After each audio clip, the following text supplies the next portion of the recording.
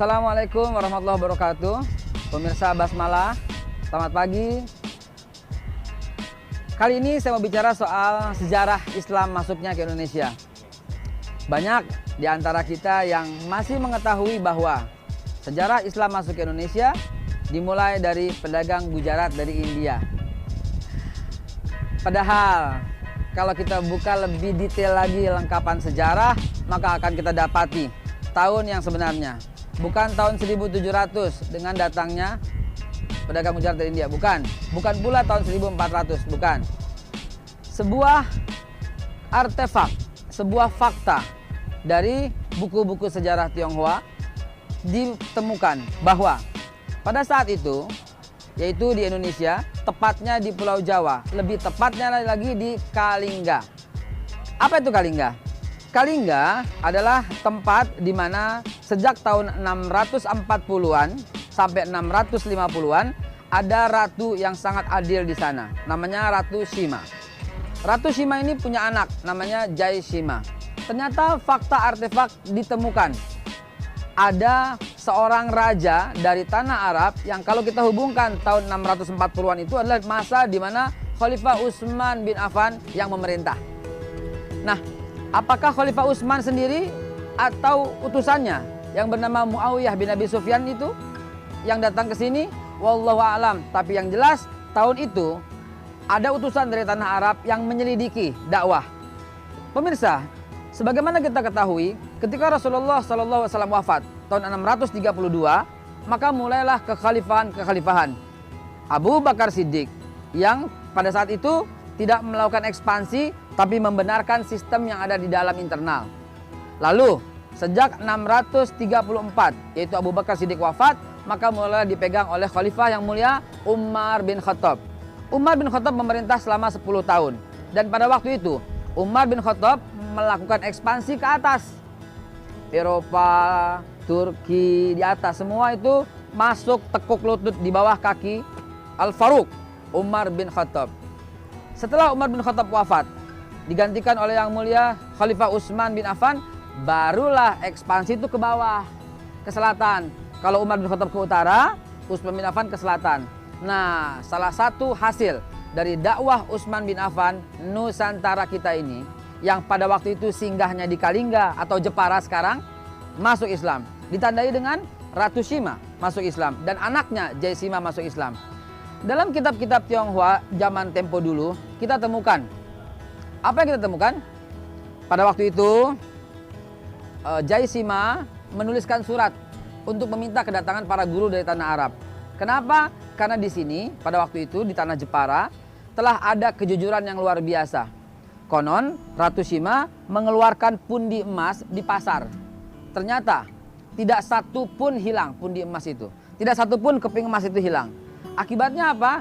Rupanya penyelidikan yang dilakukan Khalifah Utsman bin Affan atau Muawiyah bin Abi Sufyan atau mereka antara khalifah dan gubernurnya membuat di sini salah satu sasaran. Ya, Indonesia adalah salah satu tujuan para sahabat-sahabat Nabi Sallallahu Alaihi Wasallam. Akhirnya Ratu Sima dan Jai Sima masuk Islam kurang lebih pada masa 646 sampai 650. Bukan cukup sampai di sana, pemirsa Basmalah yang dimuliakan Allah. Fakta menunjukkan, walaupun pada waktu itu belum berkembang, kekhalifahan dari Utsman bin Affan, lalu dilanjutkan oleh Ali bin Abi Thalib, lalu kemudian kekhalifahan terjadi kekacauan, sampai kemudian diambil alih dengan sangat adil yang konon disebut khalifah kelima, yaitu Khalifah Umar bin Abdul Aziz. Khalifah Umar bin Abdul Aziz memerintah sejak tahun 711 Masehi. Apa yang terjadi 7 tahun kemudian? 7 tahun kemudian, atau tepatnya tahun 718 Masehi, Khalifah Umar bin Abdul Aziz dan utusannya telah menginjakkan kaki di bumi Sumatera, yaitu Palembang. Pada waktu itu, di Palembang dipimpin oleh Raja Sriwijaya yang namanya Raja Sri Indra Farman. Ternyata, hasil dakwah Khalifah Umar bin Abdul Aziz membuat Raja Sri Indra Farman tertarik dan masuk Islam. Terbukti dari makamnya yang bertuliskan La ilaha illallah Muhammadur Rasulullah. Dan ada surat menyurat yang disimpan di museum di Oxford, di Inggris. Ada surat menyurat antara Khalifah Umar bin Abdul Aziz dengan Raja Sri Indra Farman yang meminta kedatangan para guru. Itulah para keturunan Arab di Palembang sana dipanggil dengan nama Ayib. Dialah awal mula yang menyebarkan. Nah, jadi jauh sebelum pedagang Gujarat, sejak zaman Utsman bin Affan sudah ada. Jadi kalau kita memahami sejarah dengan benar, ya, yang semuanya sebenarnya benar, cuman nggak nyambung. Lihat, mereka adalah para peminat sejarah. Dengan makin banyaknya peminat sejarah, insya Allah sejarah yang terputus-putus akan kita buat sambung. Pemirsa Basmalah yang dimuliakan Allah, sejak Rasulullah SAW wafat 632, itu sahabat berpencar ke mana-mana. Jadi dakwah merupakan bagian pekerjaan yang paling utama sahabat-sahabat Nabi. Kita tahu Bilal yang mulia tidak dimakamkan di Saudi Arabia toh, di Damaskus. Kita tahu Sa'ad bin Abi Waqqas, sahabat Nabi yang mulia, juga tidak dimakamkan di Mekah atau Madinah toh, ada di Tionghoa, di Guangzhou, di Cina sana. Kita tahu Abu Kasbah yang mulia juga tidak dimakamkan di Saudi Arabia, dia dimakamkan di Tiongkok. Maka harus kita teliti, konon beberapa kitab menuliskan Ibnu Mas'ud 625 wafat di Aceh, disebut kabilah Toyik, kabilah Toyik yang disebut artinya kabilah Aceh. Di sanalah Ibnu Mas'ud wafat. Artinya sahabat-sahabat Nabi semuanya adalah orang-orang pendakwah. Nah, disinilah sejarah yang putus. Indonesia, pedagang Gujarat, titik. Padahal di catatan Tionghoa, catatan Tiongkok asli, ada Ratu Sima di sana. Yang Ratu Sima hidup tahun 640-an, tepatnya 646 ketika Khalifah Utsman berkuasa. Lalu di Palembang 718 ada Sri Indra Farman yang masuk Islam. Bukan pedagang Gujarat salah, bukan, tetapi terputus. Karena apa? Karena makam Sri Indra Farman yang ada di Palembang juga bertuliskan kalimat tauhid, la ilaha illallah Muhammadur Rasulullah. Kalau Islam dituliskan mulai masuk ke Indonesia melalui pedagang Gujarat dari India, ya nggak pas juga. Insya Allah, lihat, mereka mulai masuk, mereka adalah peminat sejarah. Maka pemirsa Basmalah yang dimuliakan Allah, mari dengan mendalami sejarah, insya Allah kita akan lurus dalam beragama. Semua akan detail. Kenapa? Dalam pesantren-pesantren ya, itu selalu gandeng tuh, tarikh, akidah, akhlak. 3 hal yang mesti selalu nggak boleh putus. Akidah akan lurus sekali kalau kita memahami sejarah.